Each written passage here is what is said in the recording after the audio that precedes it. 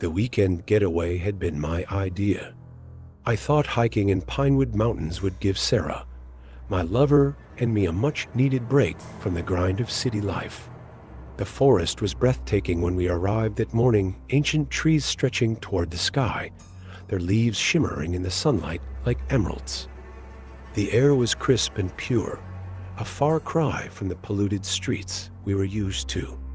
I remember Sarah smiling, her face glowing in the dappled light as we walked hand in hand along the trails. For hours, we explored the winding paths, pausing now and then to admire the scenery. A doe startled us at one point, her delicate form darting into the trees, and we laughed at how out of place we felt in this untamed wilderness. But as the day wore on, something shifted.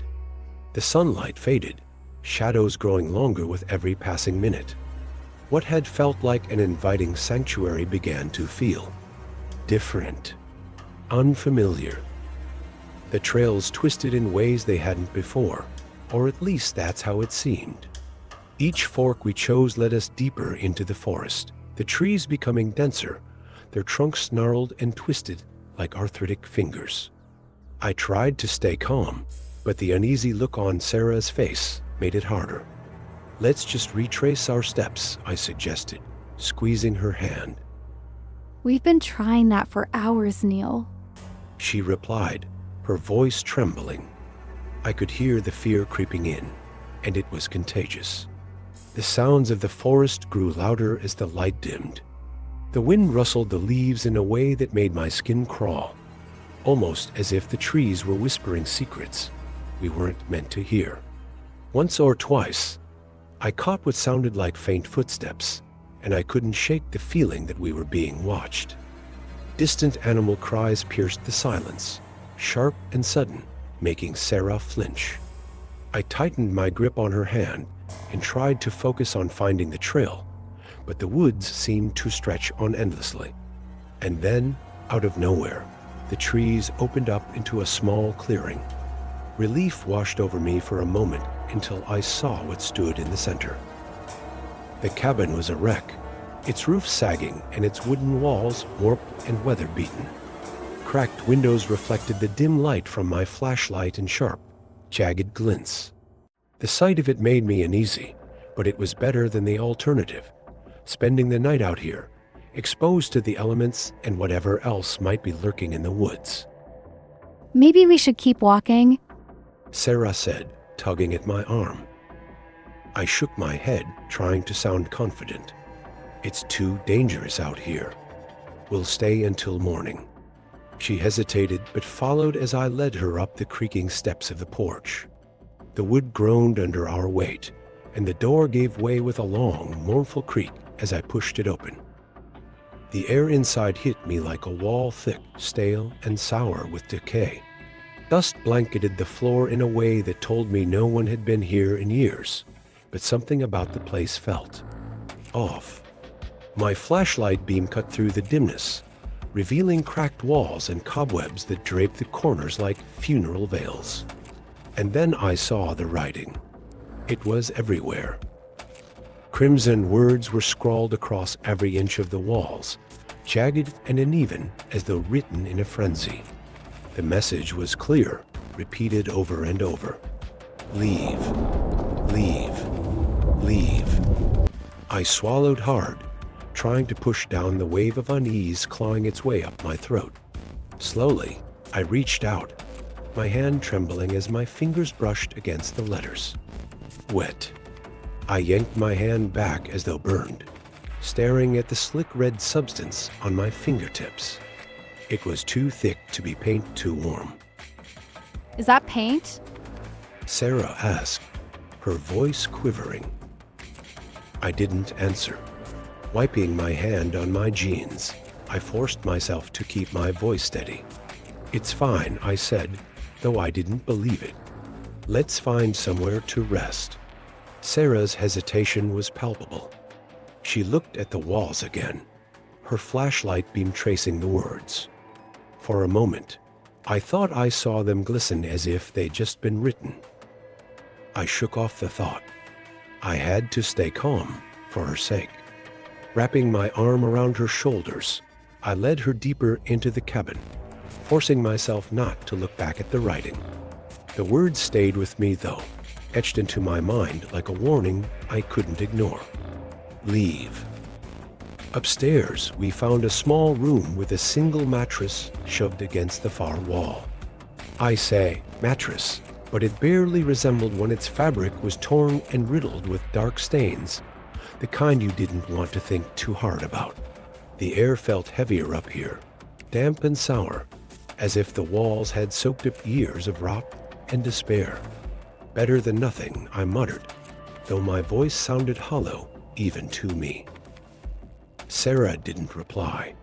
She just nodded, her face pale, her eyes darting to the shadows clinging to the corners of the room. I found an old tattered blanket crumpled on the floor. It reeked of mildew and something faintly metallic, but it was all we had. We huddled together on the edge of the mattress, wrapping the blanket around us. I tried to convince myself it was just a bad night, that by morning we'd laugh about how our little misadventure had turned into a ghost story. But deep down, I couldn't shake the feeling that we weren't alone. The wind outside was relentless, howling like a living thing, making the cabin creak and groan. Every so often, the boards beneath us shifted with a soft crack, and my heart would jolt in my chest. I didn't want to admit it, but I was scared. Not just for Sarah, for both of us. I don't know when I started to drift off, but it wasn't long before something yanked me back.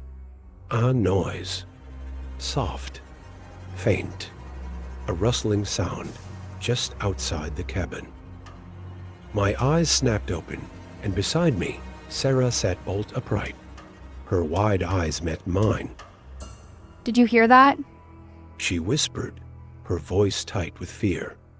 I nodded, holding a finger to my lips.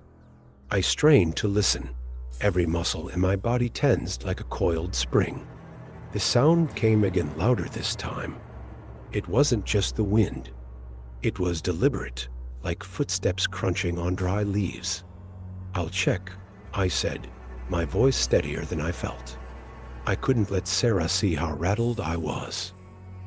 Slowly, I got up and moved toward the window. The glass was cracked and streaked with grime, but it didn't matter. The forest outside was an endless black void. The beam of my flashlight barely pierced the darkness. Is someone there? I called out, my voice carrying into the night. Nothing. Just the wind and the distant rustle of leaves. Behind me, Sarah whispered, Maybe it's someone who can't speak. The thought made my stomach churn, but I nodded. If someone's there, I said, louder this time. Clap once for yes, twice for no. For a long moment, the cabin was deathly silent.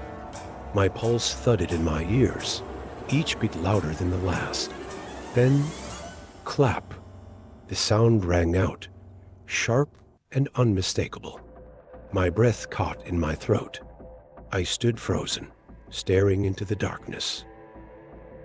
Are you the owner of this cabin? I asked, my voice cracking slightly. Clap. Clap. No. Sarah whispered behind me, her voice trembling. Neil, don't. I ignored her, licking my dry lips. Are you human? Clap. Clap. A cold wave of dread washed over me, leaving my skin prickling. My hands trembled as I gripped the windowsill. Are you alone? I asked, the words barely audible. For a moment, there was only the wind. Clap. Clap. The sound didn't stop this time. It grew louder, more insistent, echoing from every corner of the cabin.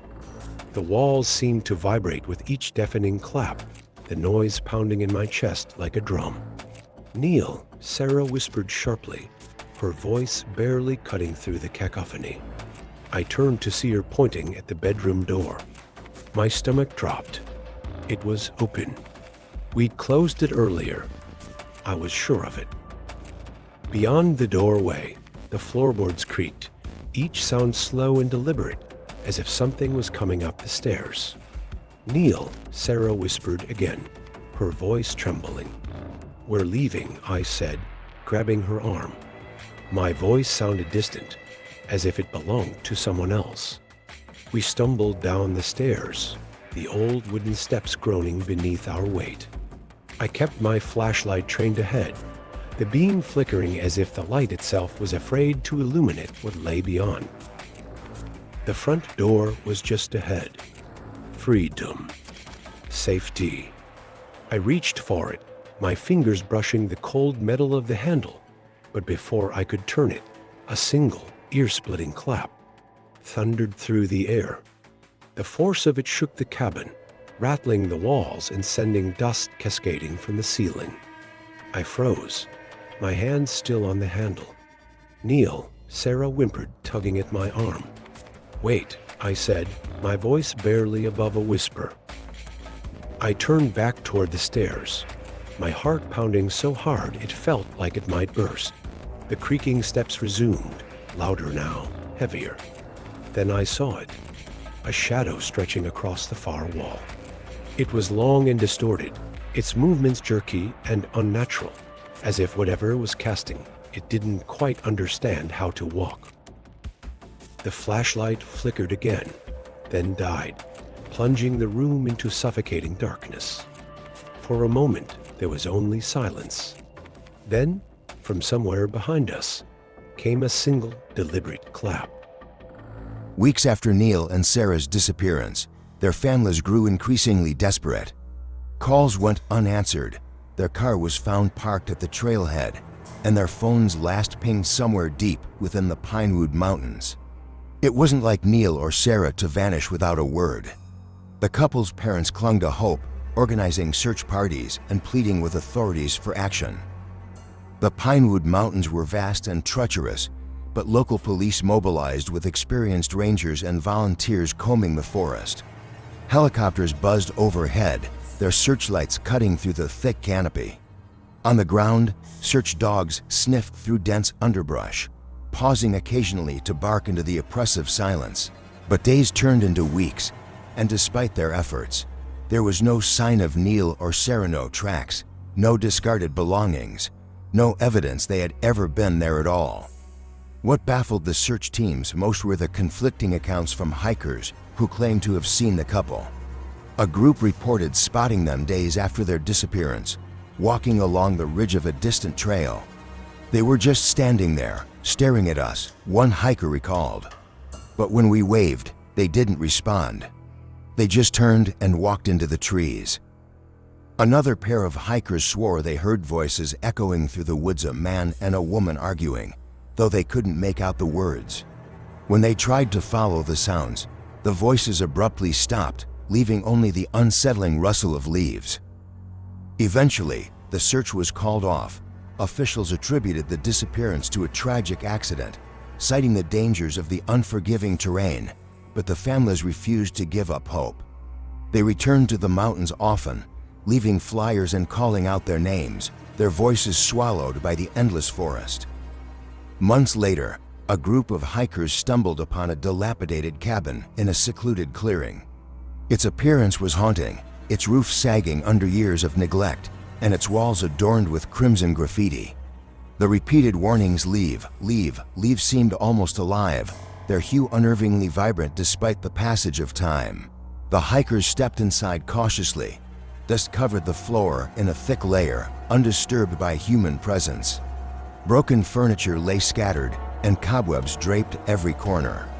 Yet there was no sign of Neil or Sarah, no belongings, no footprints, no indication that anyone had ever been there. "What is this place?" one of them muttered, his voice barely above a whisper.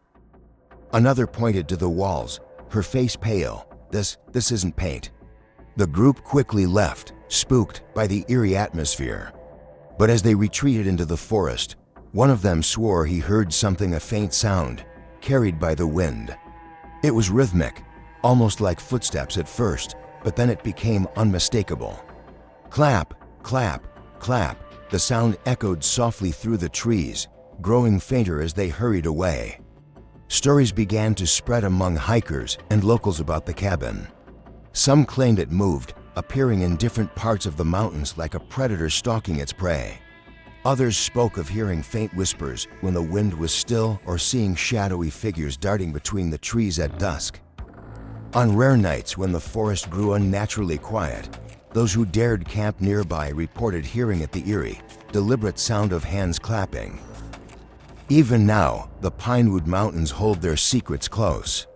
The cabin still stands, waiting for the next unfortunate soul to stumble across its threshold. And somewhere in the darkness, a faint rhythm echoes through the trees. Clap, clap, clap.